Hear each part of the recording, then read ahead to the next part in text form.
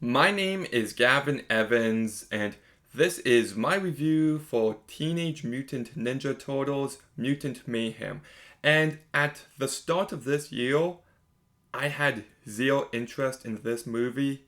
I just thought to myself, great, another reboot? But then the first trailer came out, and it immediately caught my eye.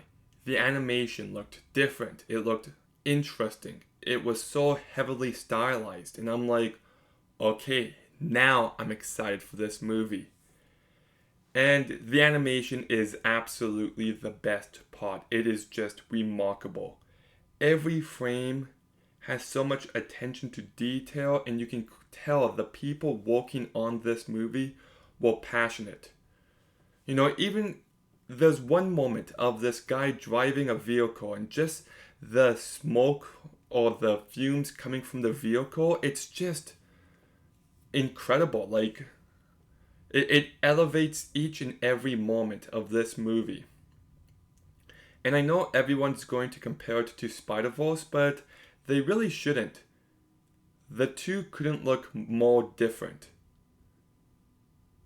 The only similarities is that they're not trying to look realistic. They're both leaning into the animation style, but the overall look of the movies, nothing alike.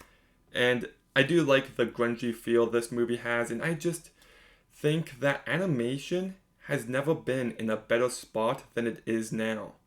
With the success of the Spider-Verse movies, now studios are willing to take chances and deliver on something really interesting on a visual level. And if we continue to get more movies like this, then I could not be happier with that. I just loved the look of this movie. And it kind of looked stop motion like in certain moments. It kind of reminded me of Paranorman every now and again, but regardless, like, okay, I'm not the biggest fan of this script, but I still really liked this movie, mainly due to the animation. Like, it's like the craftsmanship of it. It is the filmmaking behind this movie, and wow. The voice cast is also really good. Nicholas Cantu, Brady Noon, Micah Abbey, and Shannon Brown Jr. played the four Turtles, and they just bring these characters to life so perfectly. They have so much life and personality, and just the back and forth with each other. It feels so authentic.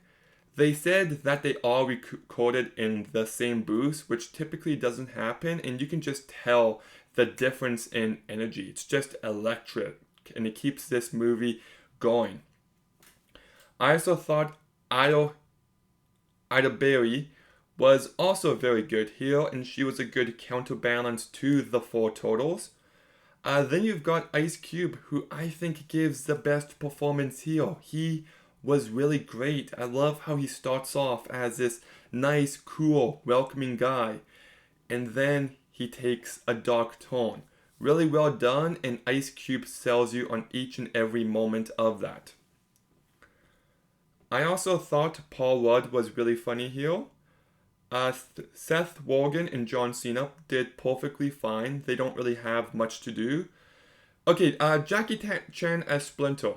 I feel like this is going to be a very divisive character because he's not the same Splinter at least that I know from the other movies, and I was okay with the direction they took him in, but I can see it maybe pissing some people off, but I thought Jackie Chan did a really good job. I thought the soundtrack was really good. And I thought lots of the jokes landed. Not all of them. The very modern, they're referencing Endgame and they're referencing this and that, so they're very of the moment. But they still got a few good chuckles out of me, and even sometimes a few good laughs. But then we get to the negatives, and this movie is a quick 30 minutes, and I appreciate that. Too many movies are too long these days. But that said, I wish this movie was a bit longer. Like, the first 45 minutes is like all setup. And then you've got the second act, which feels like 10 minutes, and I feel like you could have really challenged the Turtles and the worldview in that time. And then it's just all last act. And I'm just like, this movie's completely off pacing. And the final battle does go on for too long. I would have actually liked that to be shortened out with the second act longer. And I also wish it got a bit more crazier at the end. I feel like there was a way you could have really done that. And there was these human bad guys that get introduced for a few minutes and then just do nothing. Like, felt very lazy there.